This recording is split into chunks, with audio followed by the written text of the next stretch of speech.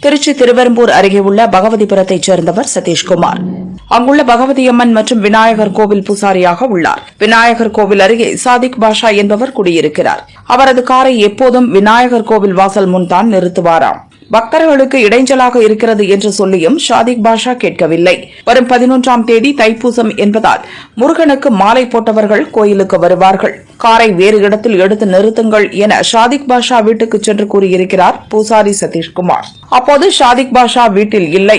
அவரது மனைவி சாயிதாவுக்கும் சதீஷுக்கும் வாக்குவாதம் ஏற்பட்டுள்ளது. பின்னர் சதீஷ் அங்கிருந்து கிளம்பி பகவதியம்மன் கோவிலுக்கு சென்றுவிட்டார்.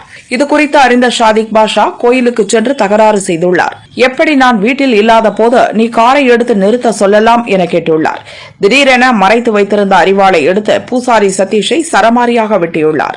பலத்த காயமடைந்த சதீஷ்குமாரை அக்கம் பக்கத்தினர் மீட்டு துவாக்குடி அரசு ஹாஸ்பிட்டலில் சேர்த்தனர். சம்பவ இடத்துக்கு சென்ற திருவெரும்பூர் போலீசார் பகவதியம்மன் கோவில் அருகே கிடந்த அரிவாளை மீட்டனர். தப்பி ஓடிய ஷாதிக் பாஷாவை தேடி வருகின்றனர். அவர் மார்க்சிஸ்ட் கம்யூனிஸ்ட் கட்சியின் பகுதி குழு உறுப்பினராக உள்ளார் என்பது குறிப்பிடத்தக்கது.